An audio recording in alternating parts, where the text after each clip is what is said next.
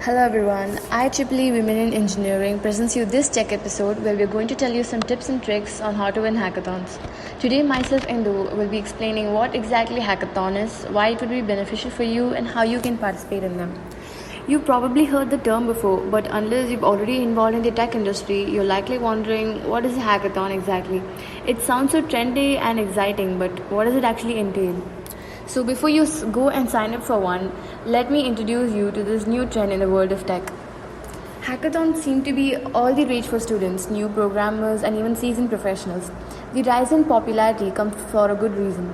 Not only are they fun, but there are also many practical perks to participating in these programming projects. A hackathon is an event usually hosted by a tech company or organization where programmers get together for a short period of time to collaborate on a project. The participants work rapidly and often work without sleep to achieve their task, as the events generally last only 24 hours or even take place over a weekend. Hackathons are often competition-style events where a project must be completed in a short time frame. So, what do people do at a hackathon? Computer programmers and software designers collaborate and create a solution to an existing problem using technology. Not only do programmers get the satisfaction of creating a useful product during the hackathon, but once the time runs out, all the participants come together and present their creations to a panel of judges. The judges then vote and determine the winners. Often, large companies such as Google, Apple, Microsoft, or Bloomberg will sponsor the event and give away some great prizes. Talking about the types of hackathons, there are mainly 10 types, and the first one is internal hackathons. An internal hackathon or a corporate hackathon is conducted by an organization for its employees with the aim of crowdsourcing ideas, promoting entrepreneurship, or boosting collaboration and employee engagement. In external hackathons, a company engages people within and outside the organization. Participants are often influenced by themes and goals that are set. This form of hackathon enables companies to harvest ideas from across the globe. And online or virtual hackathons work well when companies want to engage participants simultaneously across different geographies and time zones to solve a problem or drive innovation. As the name suggests, everything from registration to idea submission to judging happens online. And then comes offline hackathons. Offline hackathons are great for driving external development engagement, recruitment, beta testing of existing products, and innovation of new apps. An offline hackathon is conducted at a physical location.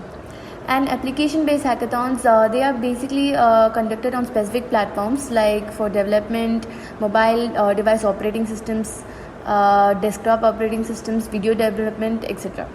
Hackathons based on a specific programming language. There are many hackathons dedicated to creating apps based on a specific programming language or application programming interface, also known as the API, like JavaScript, Node.js, etc.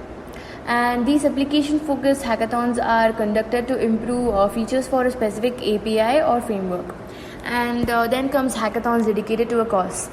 These hackathons address prominent issues including healthcare, education, and public services. It is aimed at empowering people. And hackathons for specific demographic groups. Companies often conduct hackathons to engage specific demographic groups like students or women. And the code sprint. A code sprint is a programming competition that involves the writing of code to create a working software within a specific time frame. These events generally last longer than hackathons, that is like almost 1 to 3 weeks. And industry-specific hackathons, they are conducted to drive innovation in specific industries that already have established products and technology. Based on their objectives and target audience, organizations may opt to conduct different types of hackathons. Benefits of participating in a hackathon. Participating in or winning a hackathon is also a great resume builder, especially for those with limited experience in the tech field. Even if participants don't win the competition, the amount of knowledge a participant gets in such a short period of time is unmatched. One can build a powerful network and also gain great learning experience. Another tangible perk of participating in a hackathon is the opportunity to win cash and other prizes. It's unlikely for participants to go home empty-handed. And most hackathons give away things like t-shirts, mugs, bags, and even tech gadgets. Often large companies such as Google, Apple, Microsoft, they sponsor the event and give away some great prizes. As you can see, participating in a hackathon is a good idea for any aspiring or emerging programmer. But do you have what it takes? So here are the tips and tricks to win a hackathon. So let's talk about what you must do before the hackathon. Start with preparing a PowerPoint presentation in advance. Sometimes it is possible to prepare a few things before the event without writing any line of code. And when it is possible, organize and assign each task to a member of the team. This will give you a very good lead over the other teams. When the time comes, you will save a lot of time. Also, if you plan in advance, each person can do a bit of research in order to know or get an idea on how to do the task that they will have to do. And then find out in advance what technologies you will use. If you do this step, it can save you once again from many hours of trial and error. This is what can make you win and take one step further in the accomplishment of your application. Often during a hackathon, we choose technologies that we do not yet fully master or not at all. It's perfect because it is an amazing opportunity to learn something new, but it's even better if you begin to learn the basics of the programming language a couple days before. And then install your work environment. Always ensure your systems and materials are up to date with no faults. And then make a brainstorm and find an idea. Finding a revolutionary idea before the fateful day is perhaps the most advice of this list. Participants lose many hours during a hackathon to look for an idea. On the other hand, at certain events, sponsors are present and can propose challenges with a prize to win. You may change your mind about participating in this type of contest, but at least you will always have an alternative idea. And then take everything you need to survive. When you go to an event, take everything, such as a bottle of water, a thermos for coffee, as well as some snacks.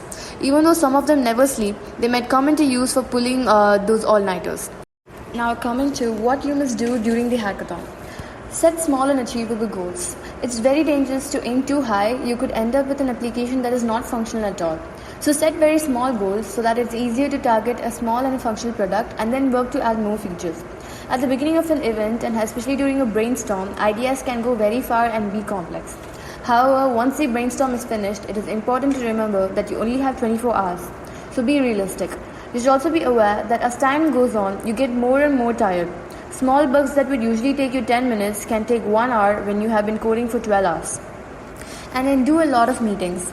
It is essential to be aware of the progress of the members of your team. You can rely on meal times to make these meetings and little more if needed. You will have to plan properly and be able to decide the remaining tasks according to the time you have left, since it is always necessary to provide a functional application. Also, at each meeting, set a list of tasks that should be completed before your next meeting. This is the secret in order to achieve and deliver a finished product. And then use GitHub for version control of your code. This may seem obvious to some people, but there are some people being able to do a hackathon without Git. If you are tired and you made a mistake in your code, Git will make it easier to go back and fix it. So keep in mind that you can never do too many commits. And then take breaks and enjoy workshops for networking. A big advantage to participating in hackathons is the opportunity to learn new technologies and meet new people. To do this, it is very important to take breaks. Talk to all the teams around you and participate in the workshops organized. You should take some time to go talk to the sponsors of the event. And finally, maintain positive energy in the team. It is important that all the team members are in a good mood at all times. Everyone will be very, very tired at the end of the event. It's a part of the joys of doing a hackathon. On the other hand, we must respect this fatigue and not dispute uselessly with our friends. So that's it in today's video. Hope you all liked it and found it informative. Thank you.